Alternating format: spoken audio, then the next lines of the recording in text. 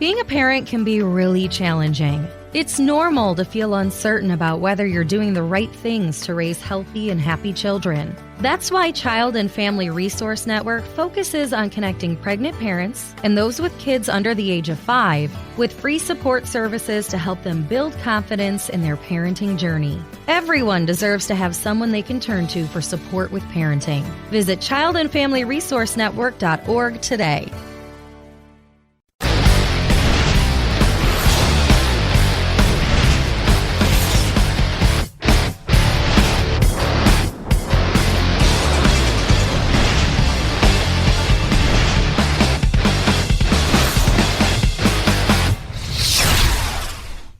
Hey, Grinders, welcome to the Pro Football Focus show here on RotoGrinders. I know it's not Britt. I'm not Britt. I'm Jordan Cooper. Hey, Blenderhead, your buddy from the Sweat Show.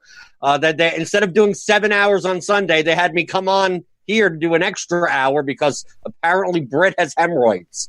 That he said that we could say it. It feels like a joke. It feels like a joke. I think this is not the first time that he's called out. He hasn't called out sick. He's called out with hemorrhoids.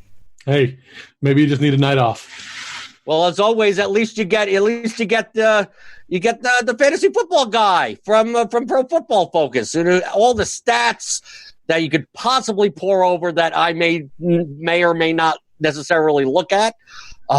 So I hope you could school me. Like, I know more about DFS than I know about actual football. So maybe you could help me this week, week 8 in the NFL for this slate coming up. And if you're not playing that much volume, make sure you get one entry in on FanDuel because RG, we're running the single entry series. It's 6 weeks worth of contests. I mean, it's various entry fee tiers, 6 finalists at the end.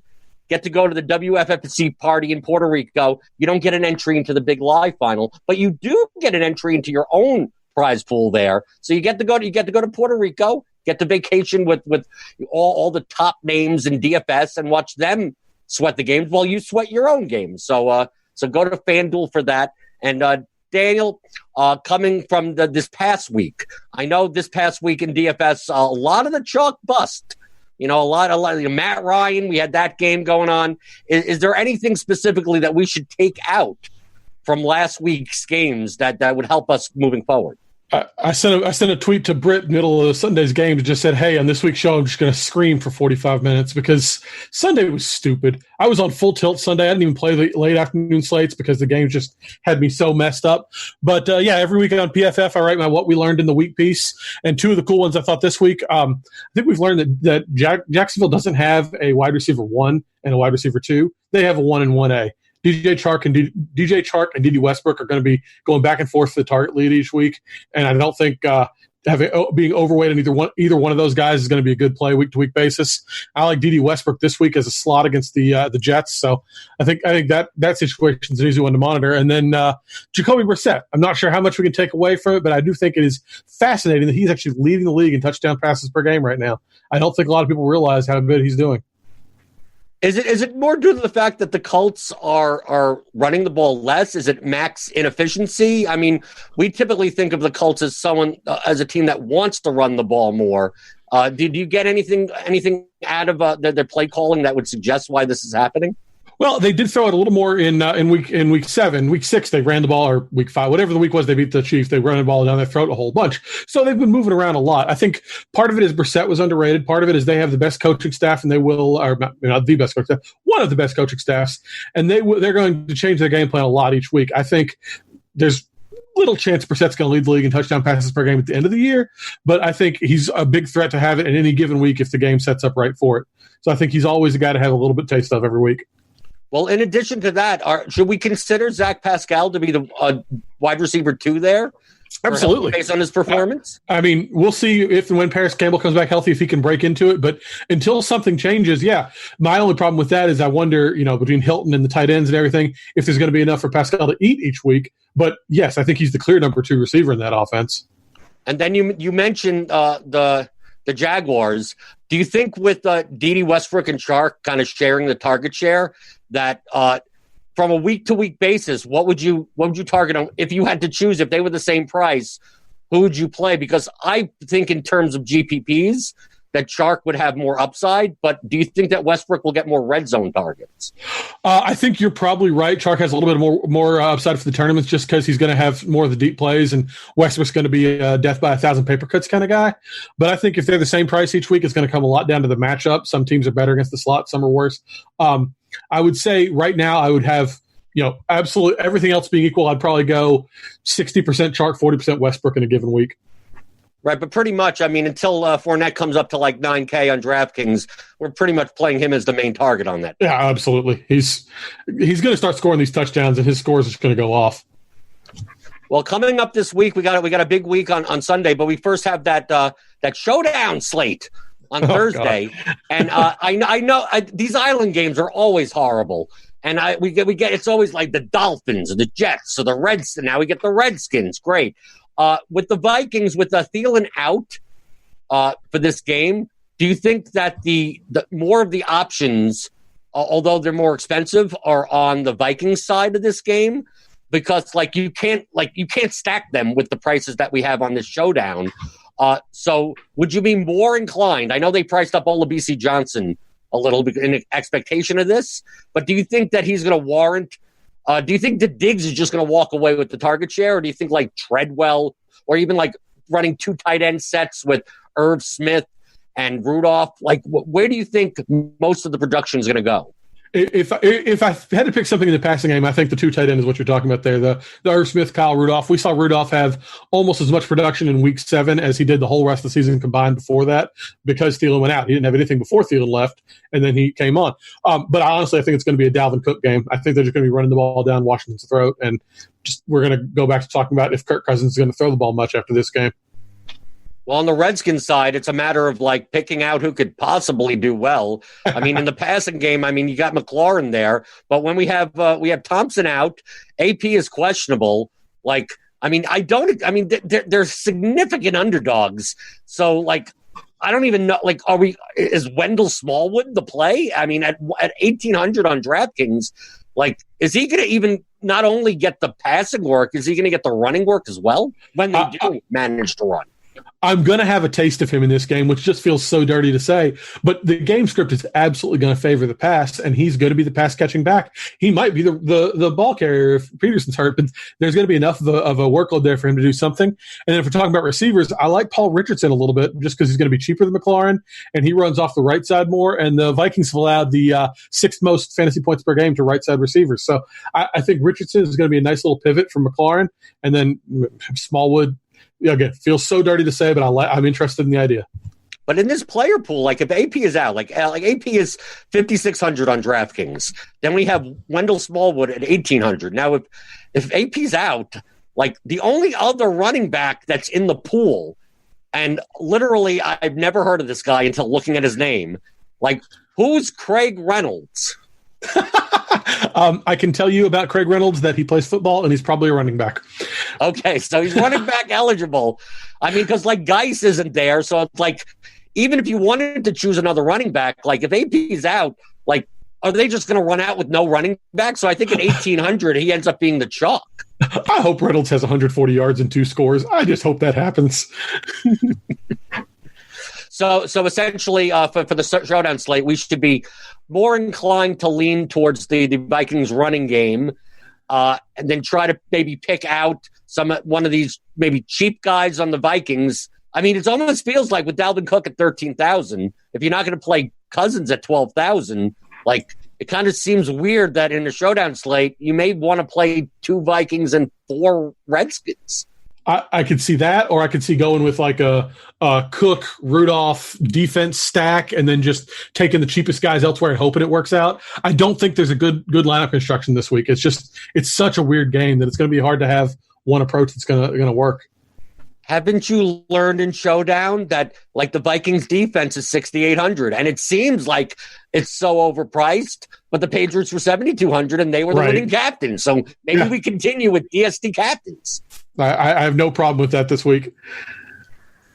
Okay, now taking a look at the lines, at the betting lines. I admit that I'm not a sports bettor, although I obviously understand sports betting. Of course. Are there any lines that you see for your bets this week that maybe have some value to it, especially earlier in the week.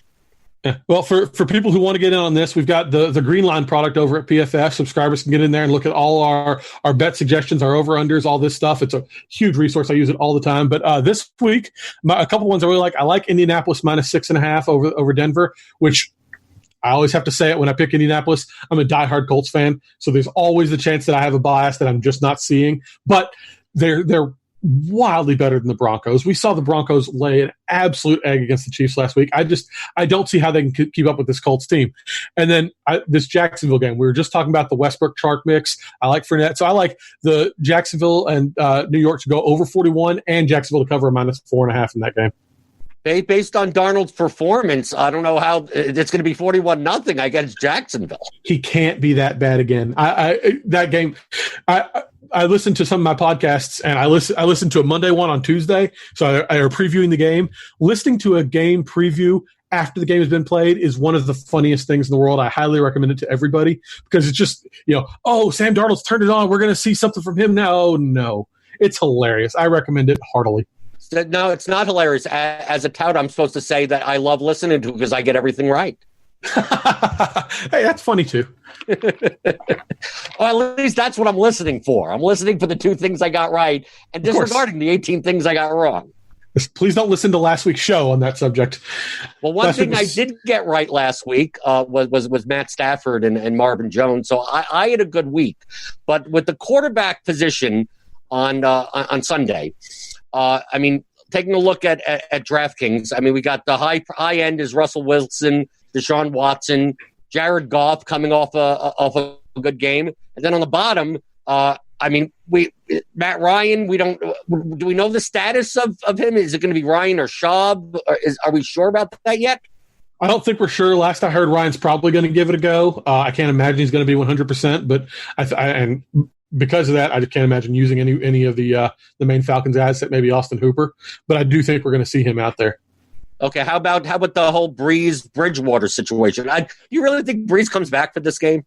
I just don't know why they would. They have their bye next week. Give him 2 more weeks. Bridgewater's played really well. He's on PFF grading. He's the number 4 graded quarterback over the last month. He's fine. Let him beat the Cardinals because you almost for sure know they're going to, and give Breeze the extra bye, and then come back and he can be Breeze down the stretch. He keeps saying he wants to play, but I don't know why you'd do that. You know what's going to happen since they're playing the Cardinals? They pull a David Johnson. Breeze comes in for one snap, and then Bridgewater plays the rest of the game. Oh, and then somebody has to go on a rant on Monday. So looking at the stud quarterbacks, who stands out the most to you that has a good matchup this week? Guy you mentioned just a minute ago, Matt Stafford. I love him this week. Giants have allowed 20-plus PPR points to every quarterback they faced who wasn't a rookie. Kyler Murray and Dwayne Haskins they held in check. Dwayne Haskins is not even an NFL quarterback right now, but so Murray's the only guy they've actually held in check who should have done anything. They have the 5th worst coverage grade at 43.1, and with Kerryon Johnson out, Ty Johnson and J.D. McKissick are there, but you've got to think they're going to be throwing the ball a lot in this game. So I feel like Stafford. The only issue there is you're not sure who to stack him with because Jones had the good game. There's Golladay, there's Amendola, but I feel like Stafford's set for a huge game here. Well, on the top end, between the 2 highest priced quarterbacks, Wilson and Watson. Now, for like DraftKings, for DFS, even FanDuel, I tend to lean, especially in cash games, towards running back the quarterbacks that actually have some rushing yards or rushing ability to it. Do you think that this is the type of game that Wilson or Watson will put up rushing yards? Will they need to rush? Because I take a look at Wilson playing the Falcons and see high efficiency, but maybe not as many passing yards because I know the Falcons are bad in the secondary, but they may not need to pass as much. And right. Watson, the Raiders secondary is horrible, so I may not see what need for Watson to rush that much. But I think they're both going to be efficient. Yeah, it's hard to imagine any way they won't both be efficient. And I'm going to have a taste of both of them in my lineups. We just saw what Aaron Rodgers did to Oakland, and you don't even need an argument to use somebody against Atlanta. So these are 2 of the best possible matchups, 2 of the best possible quarterbacks. Yes, it's possible they get ahead so far, especially Seattle, because they like to run so much. But I think you're going to have a taste of both these guys and hope they get a few more yards than we're expecting. Well, I have questions about 2 quarterbacks in particular, because I think they fit that mold also, a little bit lower down in the price. The first one is Josh Allen. Now, the Eagles are notoriously known for being a pass funnel. And yep. I know that Allen doesn't, I mean, he's good rushing, like scrambling wise. They may not design running plays to him, but do you think because the Bills may have a tough time running the ball, that Allen has more upside because he will be passing more and possibly scrambling more? I like his upside a little bit because of the John Brown connection. John Brown is going to absolutely feast in this game. He's one of only 2 receivers at 50 yards every game this season. There's no reason to think that's going to stop now. And the Eagles are absolutely burnable deep, and they're actually good against the slot. So I think there's every reason to think that Allen will throw the ball to Brown a lot. On the other hand, I don't see as much scrambling out of that. We know they stop the run, but that includes stopping the quarterback running. So I'm not going to have a big taste of Allen this week. Well, same could be said a little bit right down with Kyler Murray. It's the same situation where he rushes the ball, but facing the Saints, who have like the mismatch in the offensive line and defensive line in this game is massive. It's ridiculous. So I think if Murray's going to end up having to pass more, possibly rush more, do you think he has upside in the same way that I described about Josh Allen? I think he could rush more. I just think you want the rushing quarterbacks. You want the guy who can rush and throw it. And I'm just worried he's not going to be able to get a lot going in the passing game this week.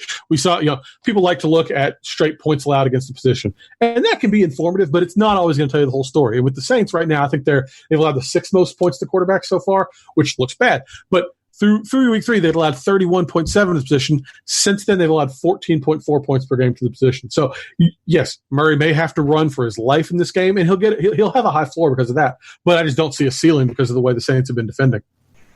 I love those cheap points. Anytime the quarterback rushes, it feels like I'm getting a freebie. So in the value range, I mean, once we get down past the 6K range, who stands out in the low end that has either the ability to put up a good floor score for their price or even possibly a GPP winning score? Yeah, well, we talked about one already. I like Bridgewater, assuming Breeze doesn't make the return. We love the Arizona matchup. Even Peterson's return isn't going to scare us off that. And like I said, he's the number 4 graded quarterback over the last month. And if Alvin Kamara plays, he's not going to be 100%. And if he doesn't, well, they don't have Alvin Kamara. Either way, I think it's going to be a huge Michael Thomas game, and either Jared Cook or Josh Hill, depending on Cook's health. Another one I like a lot is Ryan Tannehill, which feels dirty as heck to say, but they're going against Tampa Bay secondary. They're not going to be able to run the ball because nobody can run against Tampa Bay. And we'll see if he actually unlocked Corey Davis or not. But it's an obvious stacking option there. So I think Tannehill's an interesting option this week. Yeah, I hear a lot of chatter in the industry about Tannehill. I think maybe amongst like the more casual audience, he'll be less popular. But to me, it screams of recency bias. Of like, if it wasn't for this past game, like if Tannehill put up the normal Tannehill game, 163 yards, maybe he gets a touchdown but has 3 interceptions, would we really be talking about this even against the Tampa Bay defense? I would have talked about Mariota this week if he was still the starter. I think against the Tampa Bay defense with only one running back who's probably not. I think anybody against Tampa Bay is an interesting conversation. I see your point, and it's a good one. But I think you at least need to talk about anybody against Tampa Bay. And if he's playing well, he's playing well. How about the quarterback on the other side of the game? I play Jameis Winston way more than most people because I always look at him as someone that he could show up with 400 yards and 4 touchdowns. He could also show up with 4 interceptions and get benched. Yeah. If you think that Tannehill is going to, if you think that Tennessee is going to throw the ball more, obviously there's going to be more plays running the game and more potential for a shootout. So do you think I know we're not up to wide receiver, but the wide receivers on Tennessee's side are fairly cheap.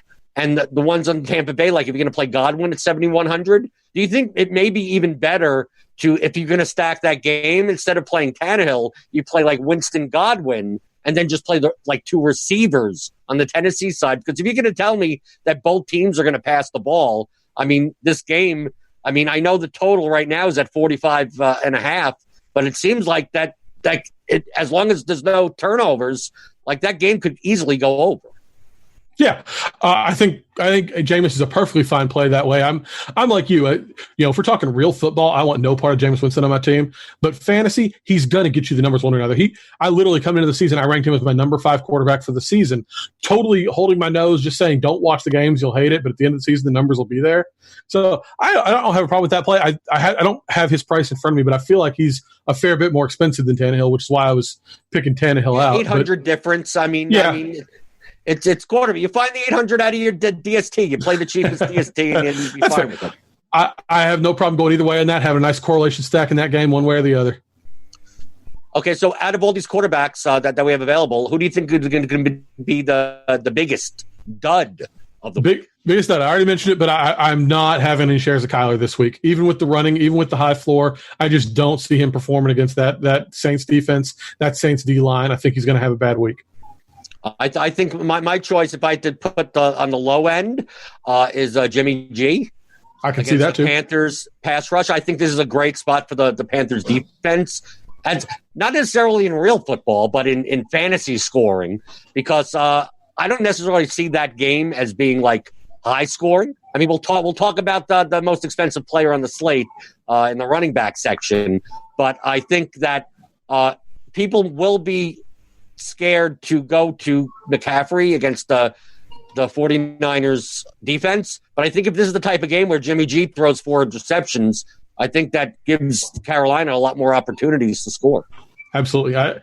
Jimmy G just hasn't shown any ceiling this season, even in the right matchup. So I'm with you on that. I find it hard to imagine using him against a good defense that's had a week to rest. He's a scary play.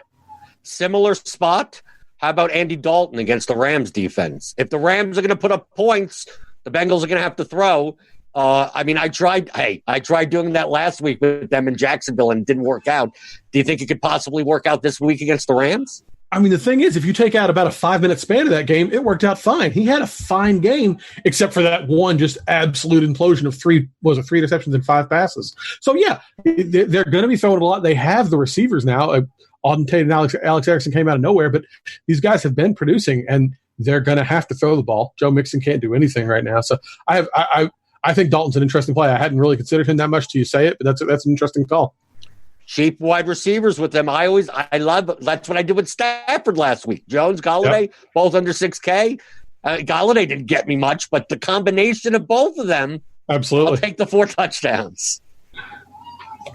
Okay, going to the running back position.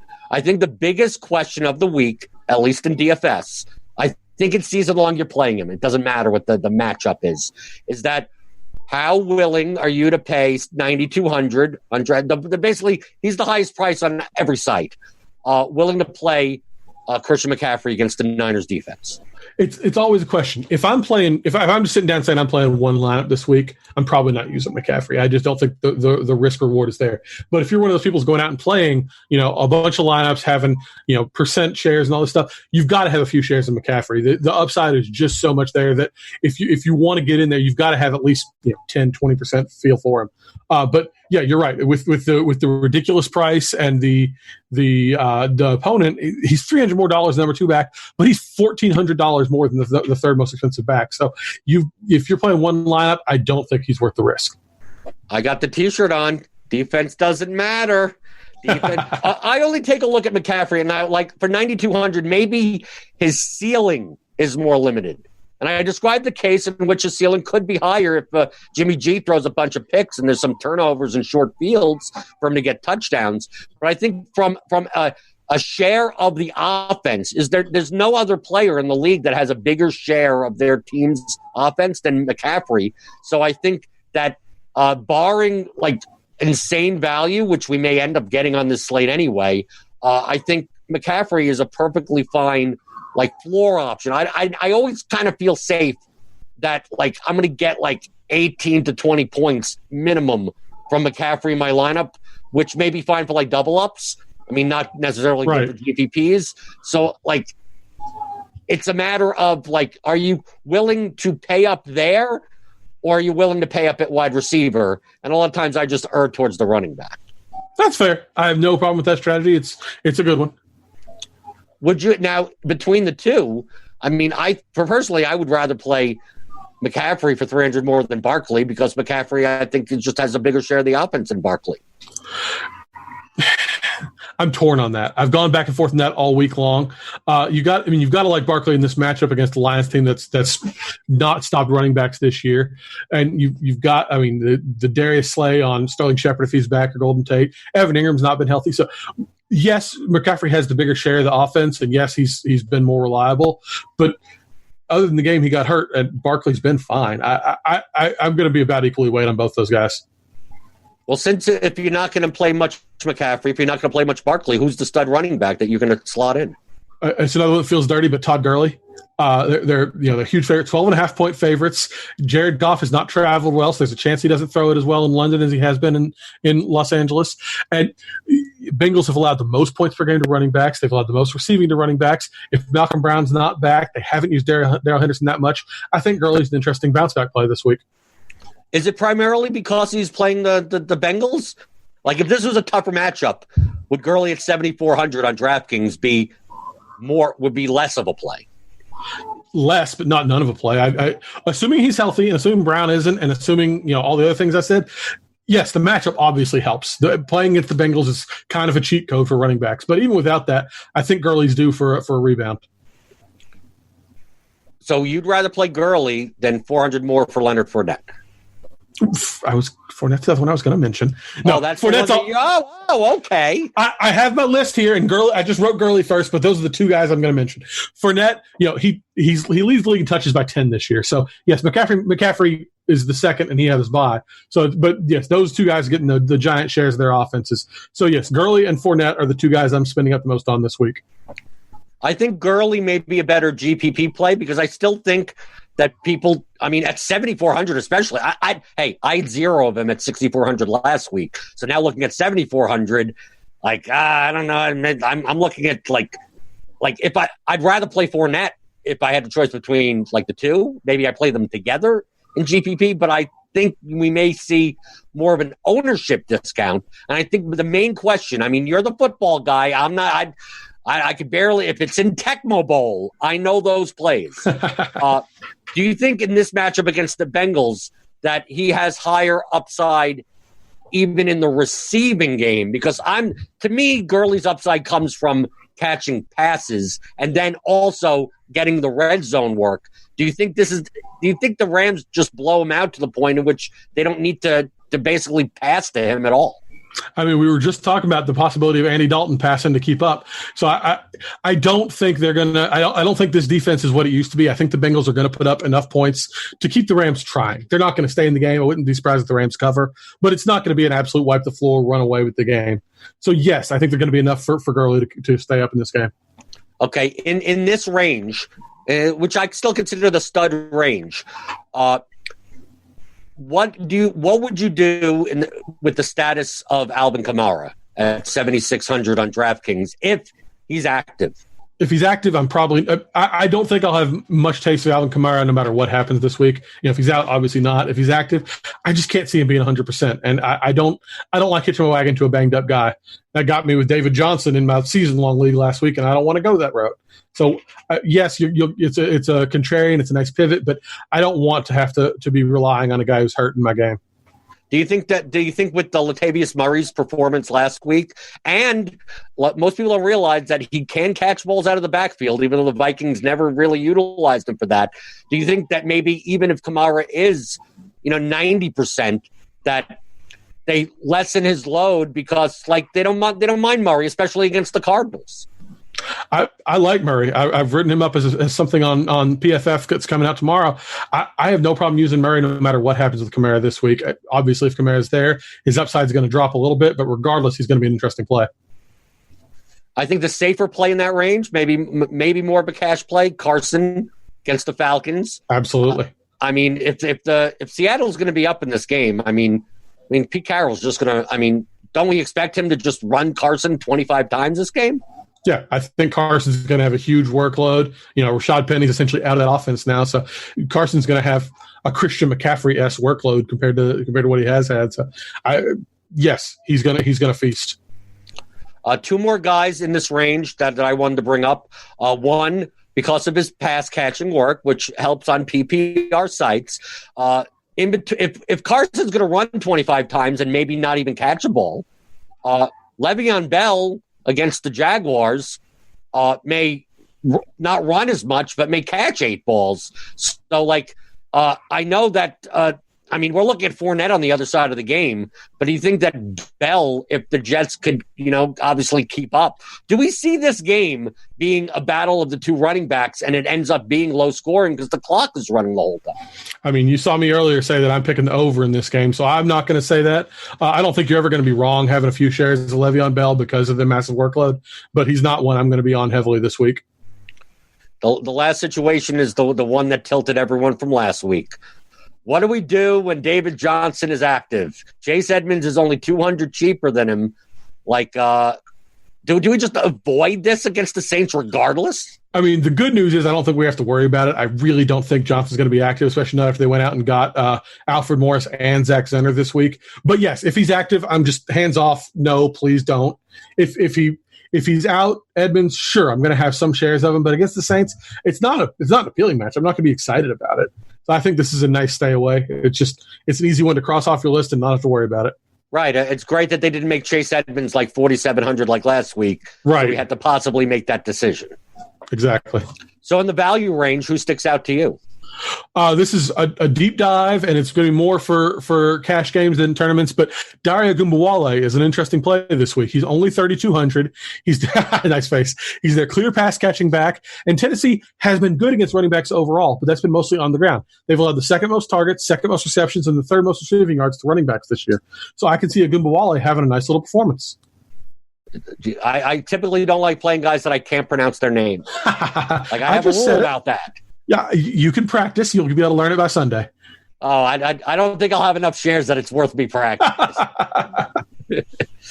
So in this range, I know Josh Jacobs had a good week last week. Do we see a performance where I'm always concerned with Jacobs' role in the passing game, thinking that this has a high total, but I expect the Texans to be out in front.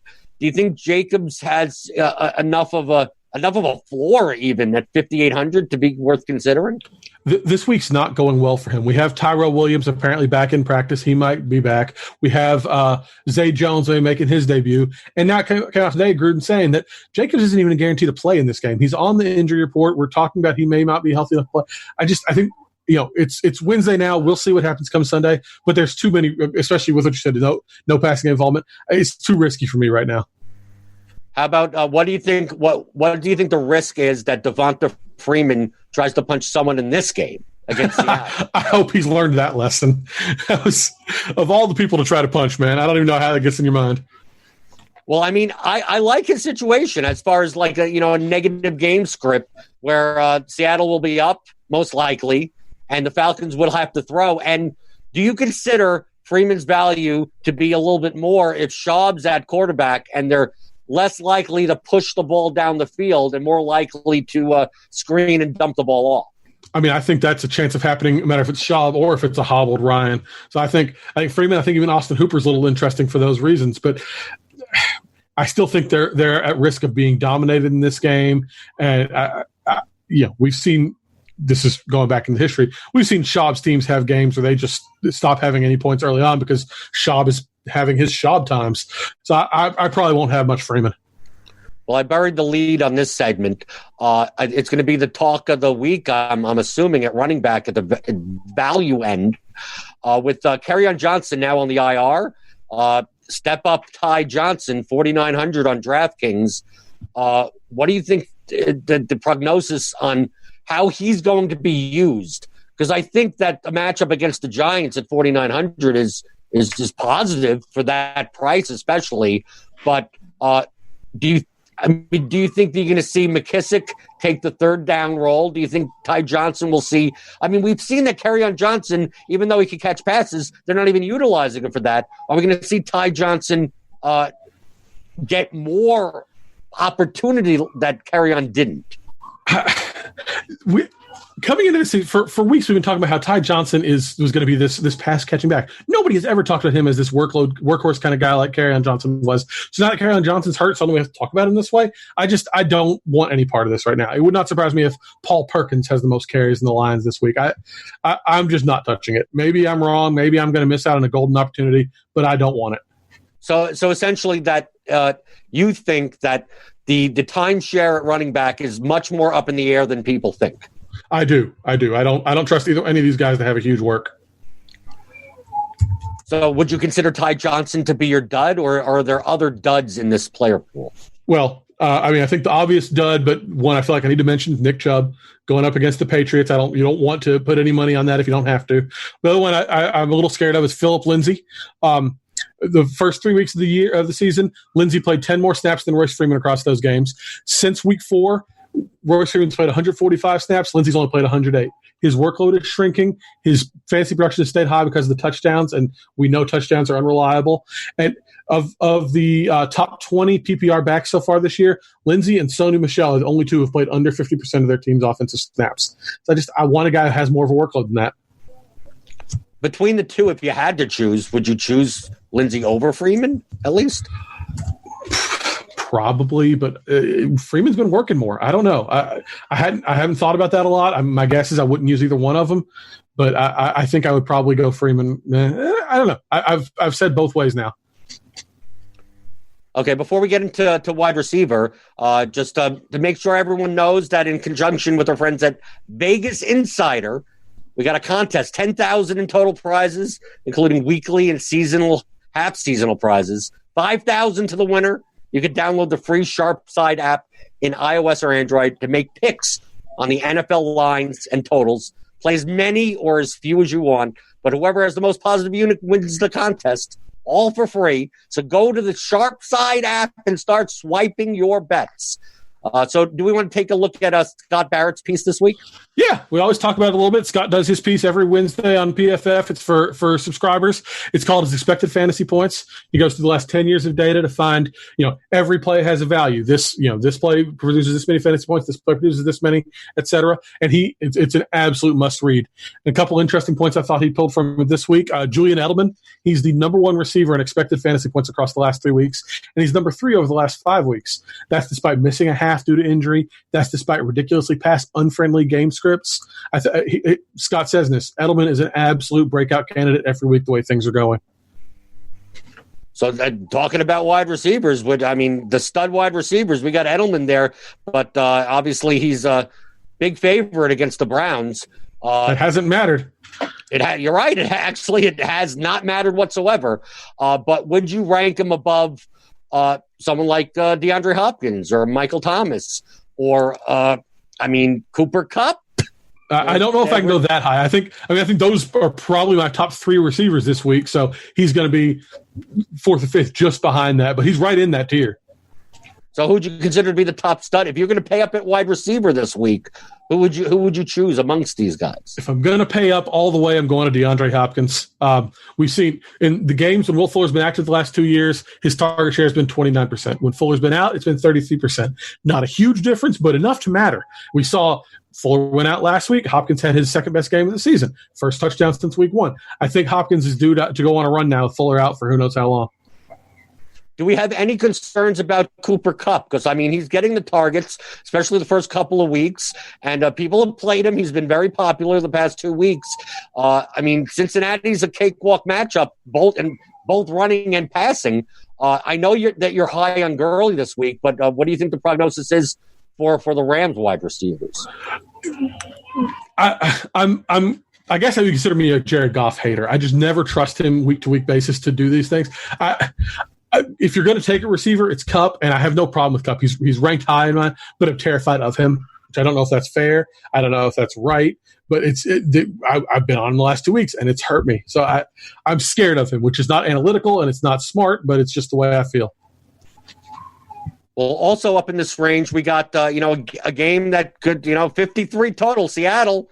Do you think the thing that I rarely play Tyler Lockett because it always feels like he's so expensive for the amount of targets that he gets. But do you think against this Falcons secondary that he could he could break the slate on 3 passes, right? I mean, like he could have a 3-142 type of game. But do you think that the game script's going to warrant those types of throws down the field? I was with you up until you said the 2. Tyler Lockett has not scored 2 touchdowns in a game since his rookie year back in 2014, 15, whatever it was. He has the most one-score games or second most one-score games in a season all time. He set last year, and he's doing it again this year. The guy seems allergic to a second touchdown. So I think for cash games he's fantastic, but he's never shown this upside for tournaments. Well, especially at 7,000. I mean, I typically like him in the 5K range, right? In this range right here, I mean, we talked about, the Tennessee game, the Tampa game, if they're going to be passing the ball more. I think more people are going to lean towards Chris Godwin in this game. But for 500 less, we got Mike Evans coming off, where is he? But we also have seen this season that, like, one of them will have a big game while the other one doesn't. If you had to choose between the two, which one would you go with? Oh, it's Evans for me this week, easy. Godwin has almost 3/5 of his targets have come out of the slot this year, and Tennessee's actually pretty good against the slot. They have 6th fewest passing points per game allowed to slot receivers, but I think it's 10th most to outside wide receivers. Give me Evans even if their price was the same. You give me at a discount, it's even better. Well, three wide receivers I wanted to point out just in the mid-range, which could be considered studs, depending if you're trying to jam in high-priced running backs. Do you think that Kenny Golladay is only going to get 2 targets in a game where they have to throw 40 times? I am absolutely just wiping last week's game off of Kenny Galladay's resume, treating him just like I was coming into that game, and I'm all in on him this week. He's still second in league in end zone targets, still third in red zone targets. He was the number 11 receiver in points per game coming into last week. Last week was abysmal. It's awful. We're always going to hate it forever, and I don't care that it happened. I'm all in. Well, last week, T.Y. Hilton was like 36% in the Millie Maker at 5,900. He only got raised 200. He had 18 points. He got a touchdown. I mean, it wasn't a slate-breaking type of thing for his ownership. But with his price raised to over 200, only 200, going against what may even be a better matchup against the Broncos, do we go right back to the well with him? I'm a little nervous about him this week. We've seen the Broncos shut down number 1 receivers since week 1.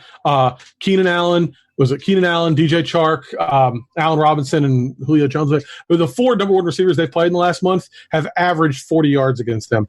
Chris Harris has been doing a lot more, moving around the field. So I think I'm going to have some taste of Hilton, but I'm not going to be all in by any means because I'm afraid he's going to get shut down like that, and that would leave open the Pascal or the tight ends or whatever to do more stuff.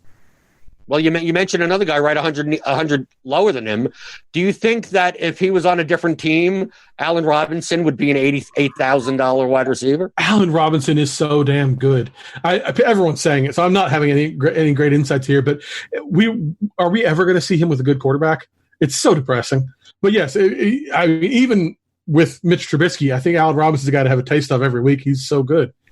Couldn't he have actually had Patrick Mahomes as his quarterback? Oh, that would have been nice. Or Deshaun Watson. Who cares? Or anyone else other than Trubisky. So in the value range, who stands out to you as a good play for the price, either floor-wise or ceiling-wise?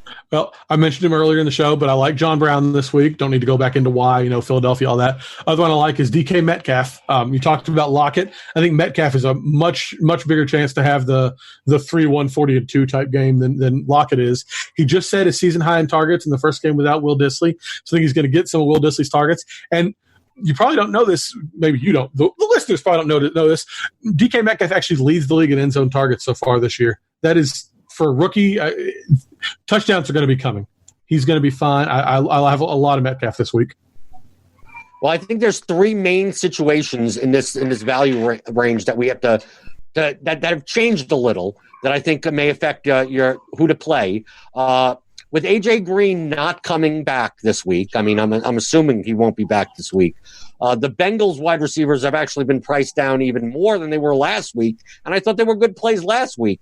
If you think Dalton's going to be having to throw the ball just as much as he did, I mean, Tyler Boyd had 14 targets last week and only 5 catches. I mean, Erickson came out of nowhere playing all these snaps and they had to throw the ball. Tate really didn't do much. Do do you think that we don't worry about the results from last week when it comes to Boyd, or do you think we jump on board Alex Erickson? I mean, I think the way I'd rank him this week is the way I'd rank him last week. Boyd, then Tate, then Erickson. Now, Erickson's obviously going to be closer to those than I had before, but until we see Erickson do this more than once, there's just no reason to think this is going to be the new normal. Boyd is still the lead dog there, at least until Green comes back, and maybe after that. I think a healthy share of Boyd this week makes some sense. Another similar situation with Emmanuel Sanders now gone. Does that make Cortland Sutton to be much more valuable than 5,300 this week on DraftKings? And in addition, what do you think Deshaun Hamilton's role going to be now? And he's only 3,300. Does he become a viable play at that near minimum price? I mean, there's no issue taking a taste there, but he's not done anything. It's not like Sanders is getting that many targets. It's still Joe Flacco at quarterback. I think this is going to be a spread the ball out, and you're not going to see any one guy have a huge impact with Sanders gone. I think the last situation that's going to be popular this week, I mean, you mentioned DeAndre Hopkins. I mean, with the target share that he gets with Fuller out is bigger.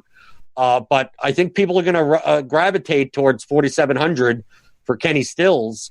I mean, if they're going to play two tight end sets, like how do you think that, especially against this Raiders defense, like, do you think that they're going to go back to? Do you think they're going to go back to three wide receiver? Do you think Stills and QT play together? Do you think it's going to be more, two tight end sets? I mean, how do you think this plays out this week? That you should focus on the secondary wide receivers or the tight ends, or you'd seem like the type of person from before that you're just like all in on Hopkins and don't worry about anyone else?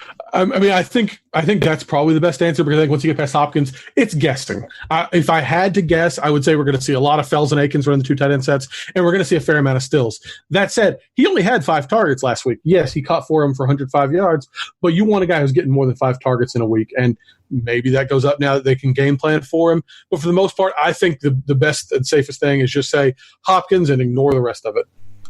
Well, 2 other situations I want to take a look at.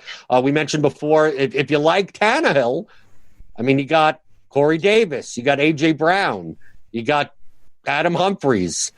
Humphries' revenge game. Yeah, absolutely. There you go. And they're all cheap. I mean, on DraftKings, it's 4,400, 4,100, 3,900. I mean, if you're gonna stack Tannehill with 2 receivers, which 2 would you prioritize? I mean, I think it's got to be Davis and Brown. I made the Humphries joke, but he's never going to be a guy that had. We talk about the 3, 140 and 2. Adam Humphries could play 100 years. He will never put up that line. That's just not the kind of receiver he is. Brown could have 2 receptions at 115 yards without even trying that hard. So I think a Tannehill, Davis, Brown stack is not going to be very popular, but is going to be an interesting play. Last thing, what happens if Christian Kirk is back this week? 4,700. Everyone since the beginning of the year has talked about the Cardinals, talked about the pace, talked about the passing attempts. And I don't think there was a single week this year so far that if you didn't play a Cardinals wide receiver, you were better off.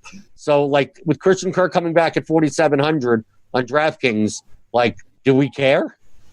Larry Fitzgerald's been burning me. Like, he had those 2 huge first 2 weeks, and I've been recommending him every week since because it's made sense. He's had the right matchups. Kirk's been out. Everything has been set up for him, and he hasn't done it. He's averaging 50 yards the last month. I don't care about Christian Kirk coming back. The Cardinals have frustrated me in a lot of ways, and I'm fine avoiding that team right now. I didn't look at your notes before the show, but would you consider the biggest dud this week, regardless of who starts, to be Julio Jones at 7,700? Well, if you didn't look at my notes, good job, because he and Godwin are my 2 duds. I already talked about Godwin. I don't think he's a huge dud, but I don't want to spend up on him. Julio Jones terrifies me right now. We saw weeks 1 through 3, he was huge. He was the number 2 receiver. He had 8 red zone targets, 3 end zone targets. He was doing all over the field. The last 4 weeks, he's only wide receiver 19. Not terrible, but not what you're paying for. He has not seen a target in the red zone, and of course not in the end zone, in a month. if you're not getting the ball down there, his yards per route run are down to 2.13, which is his lowest since 2012. I have no interest in Julio Jones this week, which I hate saying because he's one of my favorite players. But no, I'm not touching him. Right. If he hasn't gotten a red zone look since the last time you changed your filter in your dryer, that's probably not a good fantasy. Seriously. So a tight end, I know I joked about it before the show because it's one of those things that I knew the band before they were popular, types of things. Is everyone just getting on board with who I've been playing like every week with no problem in Darren Waller at tight end? I was actually anti-Waller coming into last week because for all the guy had done well, he hadn't scored a touchdown. Yes, you can say that's luck and bad luck, but he hadn't seen any end zone targets. He wasn't getting in position to score the touchdowns. I will totally cop to being wildly wrong on that. So, yes, people are going to be pouncing on Waller now, and I find him more interesting than I did before, but I'm still going to be one of the low men on him. So who'd you consider the stud tight end that you'd pay up for this week? Feels silly to say after all the dogging I've done to that offense this week, but I like Austin Hooper. I think if Ryan plays, he's not going to be able to give the guys time to get open deep, so he's going to be leaning on his dump-off guy in Hooper. And if Schaub plays, take it for what it's worth because Schaub hasn't been a regular player in a long time, but he has a career 105.0 passer rating to tight ends. His passer rating to wide receivers is only, I think, 89. So I don't know how much that's worth. It may be worth nothing, but I love Austin Hooper this week. How about in the game that you would expect that Detroit to be up? I mean, people played him last week against Arizona and, got injured, didn't do very well. But do you think Evan Ingram's in a good spot against the Lions? It's a fine spot. I'm not gonna have a big share of him, but I don't have a problem if somebody does. I want to see him healthy again before I'm going to buy all the way back in. That's part of the reason I was in on Barkley this week. And then in that range also, is Zach Ertz dust? He's not dust. I mean, the thing is, he's still leading the league in tight end targets. He's having a fine year, but he's got six targets a game less than he was averaging this time last year. 8 targets a game for a tight end is good.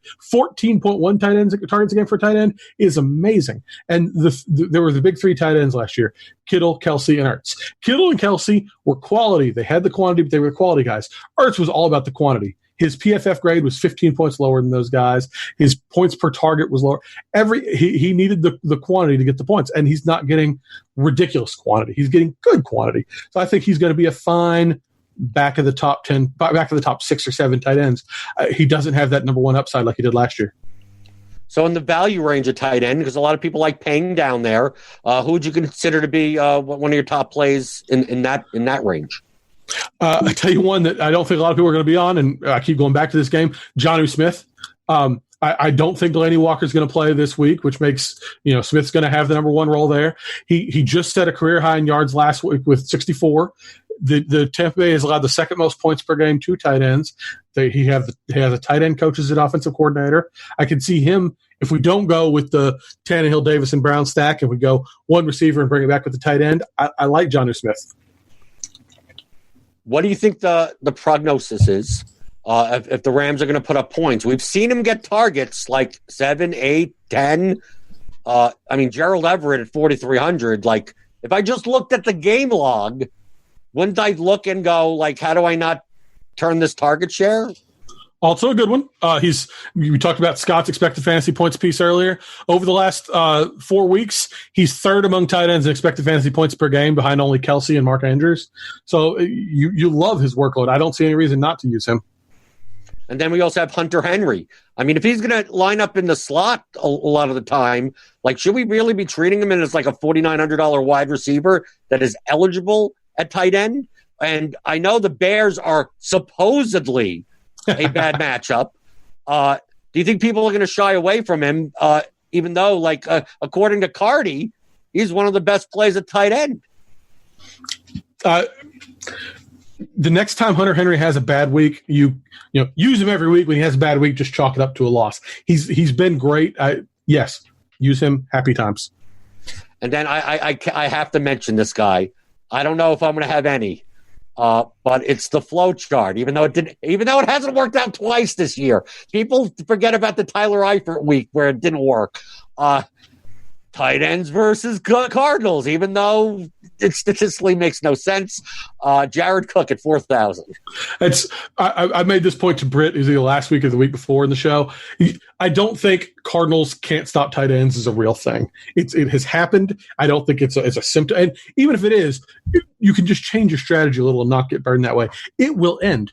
But regardless, I'm happy to use the guys against them and just take the L when it misses. If Cook's back this week, we don't even know for sure if he's healthy, but assuming Cook's back this week, I'll use him. If he fails, then we have 2 weeks in a row. We'll talk about it. But you're not going to be wrong tossing it out there and seeing what happens.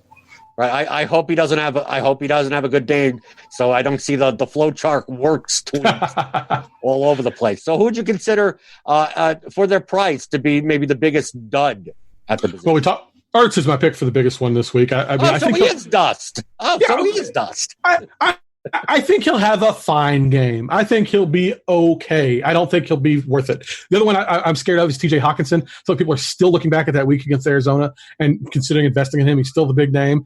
But, man, he hasn't topped 32 yards since that game. He's 48% of his PPR points this season came in week 1. The guy has been tight end 25 since week 1. No, don't touch him. My dud of the week is that I can't possibly see paying all the way up for George Kittle. I know, yes, he could put up a humongous game, but in this 49ers offense, it feels like they're playing people from the stands. I don't know what's going to happen. They're going to run 4 running backs, 17 wide receivers. Now Kittle will have the biggest share of that. It feels like I'm going to someone's birthday party. I don't even know who half the kids are. Absolutely. And with Kyle, you should check out. He's going to be blocking more. Kittle is great. He's going to have the biggest share, like you say, and he'll probably have a few plays, but I'm not sure he's going to have the value he did last year, at least for a few weeks now. So overall, from a full 8,000 picture foot view, your approach from a DFS perspective, and also what would you expect as far as the slate turns out to be? Honestly, this is a weird slate. I write at least one piece every day on PFF. So I take a look at these slates and these weeks from every possible angle, and I don't feel like I have a good grip on the slate this week. I feel like you're going to be going the games that we expect to be high scoring. Seattle, Atlanta. I can pick out some things against that. Seattle's going to run the ball a lot. Atlanta might as well not be a team anymore. So I don't feel like I have a good grip on the slate this week, except I love DeAndre Hopkins and I love Austin Hooper. And I feel like I shouldn't love Austin Hooper, so that one feels dirty to say, but those are the 2 guys I'm going to be feeling a lot this week. Right. And my typical response to what I think is going to happen is I don't know, but I'm going to play the guys that you're not going to play. Good answer. That's exactly what I do. So where can people find you? Over at Pro Football Focus. PFF.com. I literally have at least one piece there every day of the week, some days 2, some days 3. I'm on Twitter at Daniel T. Kelley. Yeah, and now you follow me. We follow each other now. I'm at Blender HD on Twitter. Yeah, I'm always in the RotoGrinders Discord. So I know it's NBA season and I'm dealing with stupid questions there, but I'm also in the NFL channel for your stupid questions there as well. So feel free to catch me there. And for Daniel Kelley, I'm Jordan Cooper. And since Britt isn't here with the hemorrhoids, I'll have to end the show the way that he normally does, even though I don't understand what it means. We out, yo.